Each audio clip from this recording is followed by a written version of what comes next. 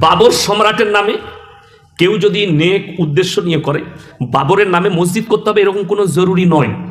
এখন মসজিদ যে কোন নামে করতে পারে।